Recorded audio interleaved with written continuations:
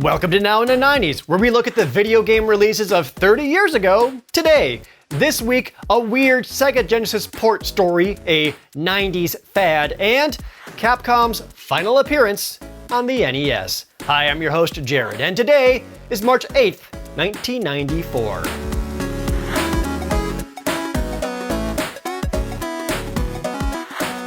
This video is brought to you by Raycon. Go to buyraycon.com/now90s or click the link in the description below for 20% off of your order plus free shipping. Raycon makes comfortable, affordable, everyday earbuds at only half the price of other premium audio brands. I've had mine for a long while now and I still use them daily. They've been great for while I'm walking, working, writing, or sorting my Magic the Gathering cards. They last a long time thanks to having 8 hours of playtime with a charging case to help make sure you get 32 hours of battery life. Plus, they sit comfortably in my ear thanks to optimized gel tips, and they stay in my ear whether I'm lying down or moving around a lot. And there's a reason why these have thousands of 5-star reviews. It also has different sound modes for what you want to listen to. I usually keep mine in the pure sound profile, which is perfect for podcasts and audiobooks, but there's also a bass boost mode when I want to listen to some jams. In fact, Editor Dylan, hit me with another random song that you want me to hear.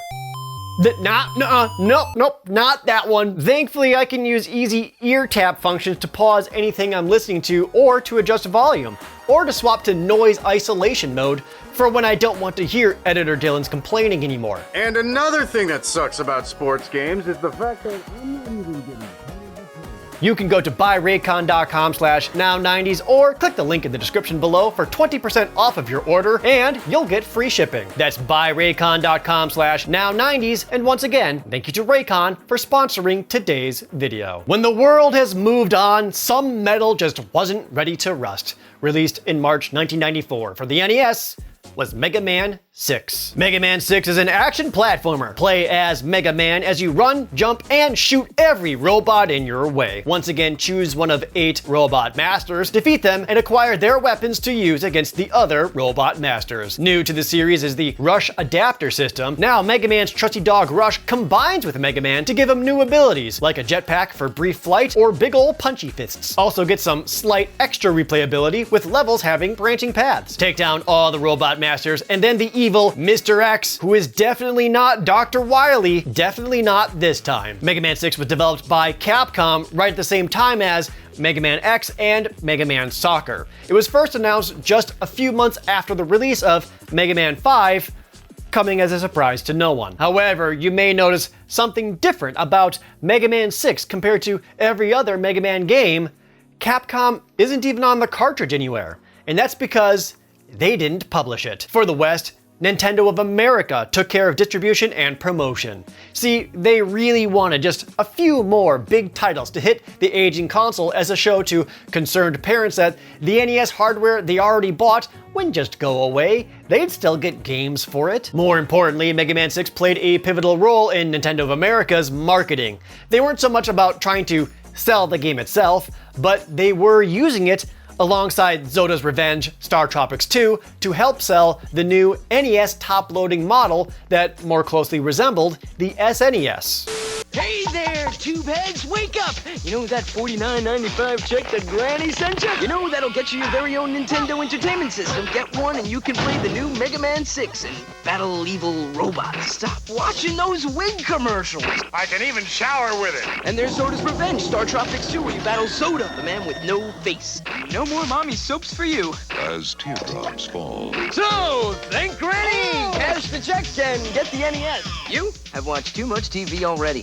For the sequel Mega Man games, Capcom held contests in Japan where fans could design their own robot masters and submit them. And several of them won the contest and got included in the Mega Man games. With Mega Man 6, Nintendo Power also held the contest in North America for the first time. It was a perfect fit for the concept behind the development of the 6th game. The world is the stage. 2 submissions made it in from fans of the US, Nightman and Windman.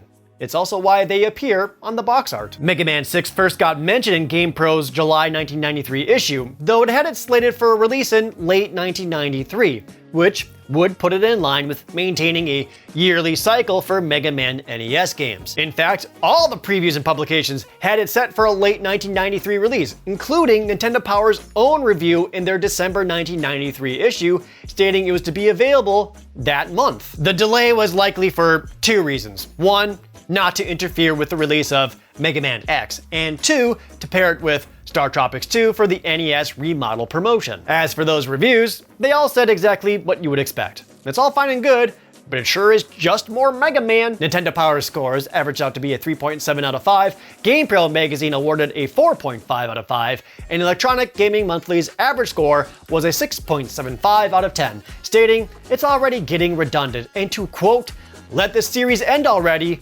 before it gets any worse." Mega Man 6 spent a long time as the forgotten entry of the franchise, the world having already moved on to the 16-bit era and frothing at the mouth over Mega Man X. These days, it's seen as an underappreciated, perfectly fine NES game that stands shoulder to shoulder with other classic favorites. Despite this, it was also the most ignored by Capcom for some time. When all the other NES Mega Man games got released on the Nintendo Wii's Virtual Console, Mega Man 6 was nowhere to be seen. If you're looking to play it now, though, you easily can, with the Mega Man Legacy Collection, available on PC, Switch, PlayStation 4, and Xbox One. Mega Man wasn't the only jump and shoot guy releasing this week. Also out in March 1994 was Mega Turrican for the Sega Genesis. Mega Turken is a run and gun game. Run, jump, and shoot every single enemy that comes your way. Find power-ups like a spread shot, a laser, and a bouncy shot. You can also use a grapple arm to swing across gaps or climb walls. There's also a wheel mode, letting you become a little ball to explore around. Search the levels for all the hidden gems, defeat massive bosses, and destroy the evil forces of the machine. Mega Turken was published by Data East and developed by Factor 5.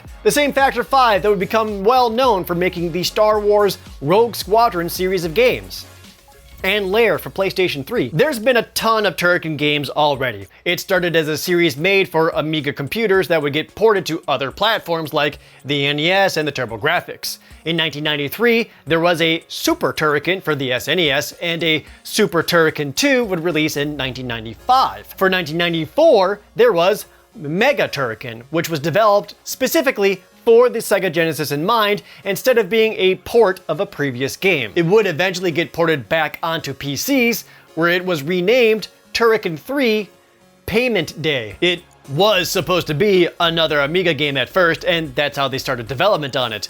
But it was clear that the Amiga was on its way out, and the 16-bit home consoles skyrocketing in user bases made them switch their focus. But Factor 5 couldn't get the Amiga publisher, Rainbow Arts, to agree to a Genesis publication, causing them to seek out a different partner. It took a whole year for them to finally get a contract with Data East, making Mega Turrican release way later than they intended. In fact, during this turmoil, a different development team went ahead and made their own Turrican 3, an Amiga port of Mega Turrican. It went smoothly and got to release in the fall of 1993, while Factor 5 was still trying to cement a deal with Data East. So, to recap, Mega Turrican was made first, but the Amiga port of it was released months earlier, but that is the port, not the original. Mega Turrican was first, not Turrican 3, even though Mega Turrican released afterwards. Video games are weird. Mega Turken was technically first previewed in late 1992 from German magazine Amiga Games, but that was back when it was an Amiga game.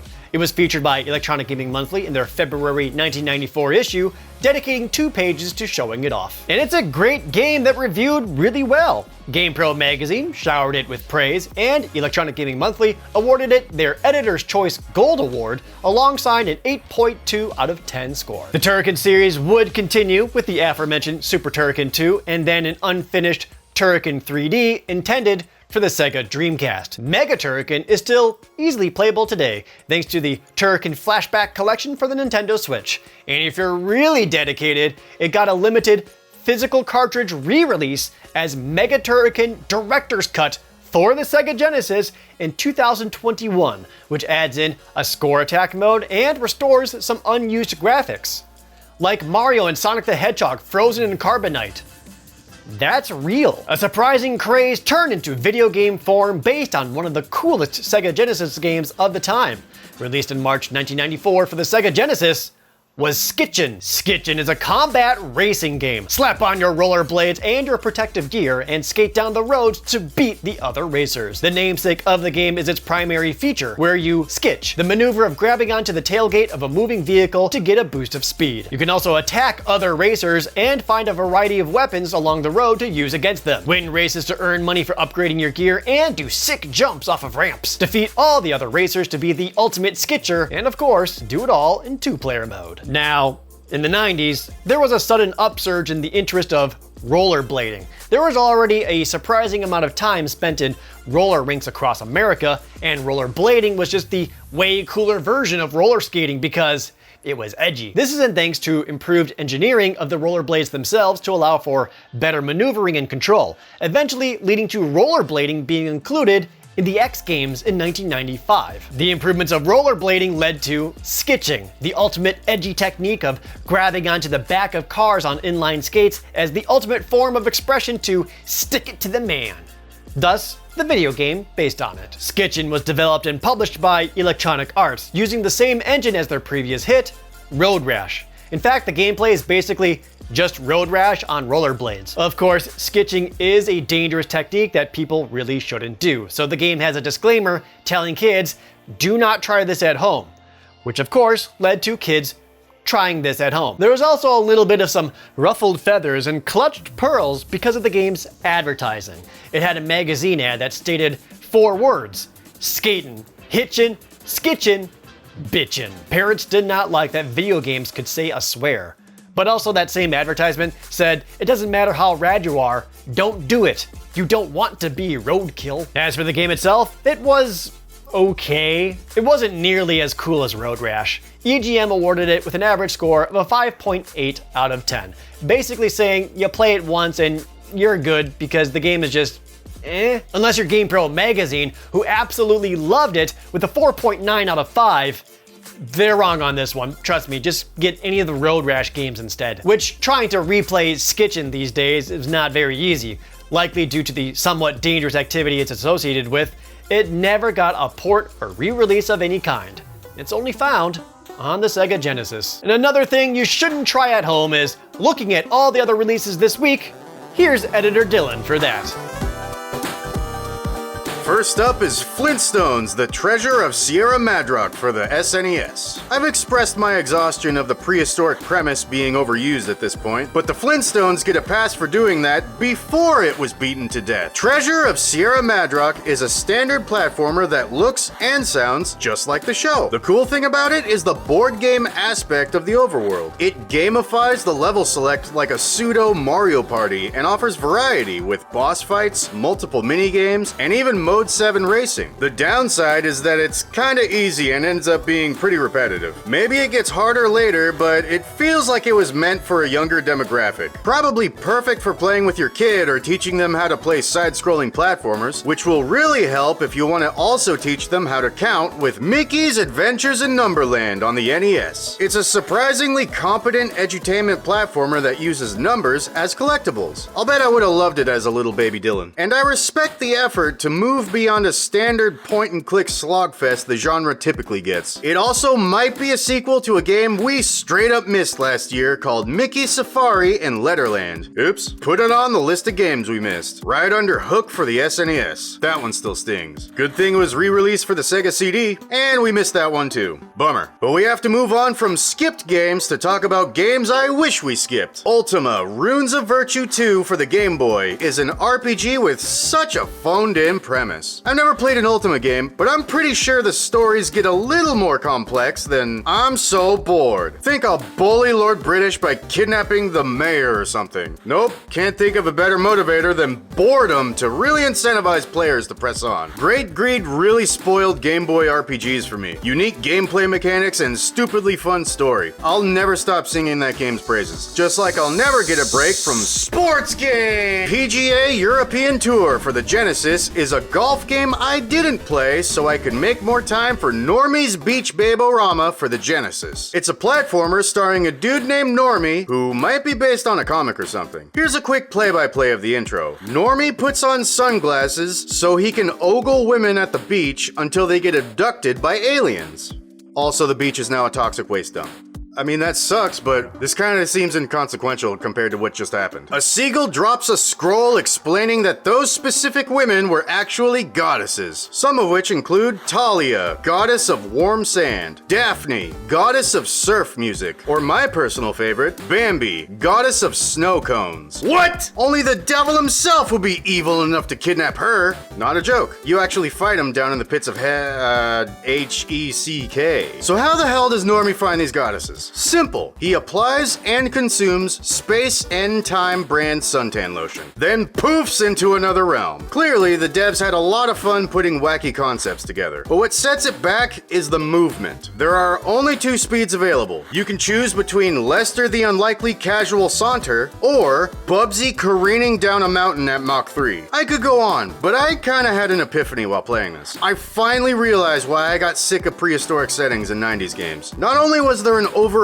of the caveman dinosaur era shtick, but there were also so many games based around time travel as well. And 99% of the time, what do you think the first level is gonna be in a time travel game? That's right, the Stone Age. I mean, it makes the most sense. Level 1, big number, BC. And Normie's the same way. So when I wasted a rental weekend on a bad time travel game, I would only play the prehistoric section until turning it off and playing something else, thus further skewing my perception of the concept being associated with disappointment. And yes, I quit playing Beach Babe-O-Rama right after the first level, so the pattern continues. 8 games released on these consoles this week in 1994. I don't have an outro. I got food poisoning the day I received Final Fantasy VII Rebirth, so I've been way behind with these videos. Hopefully I'll have finished the game and get all caught up by next week. I'll see you then. Thank you, Dylan. Here in the collector's corner, Mega Man 6 has gone up a bit. It released costing only $39.99, and now just the cartridge alone is worth $55. If you manage to complete it with the box and the instruction manual, it's now worth $195. Mega Turrican released costing $59.99. Now it's kind of a rare Sega game, making it worth $72 for the cartridge and $185 for a complete one. Skitchin, however, faded out alongside rollerblading. It had a price of $59.99 when it came out. Now you can easily find it for a measly $13, and it only goes up to $30 for a complete edition. And that's it for today. Next week, Claymation returns, one of the finest SNES baseball games and one of the best Sega Genesis games ever made. I'm your host, Jared, and this was Now in the 90s.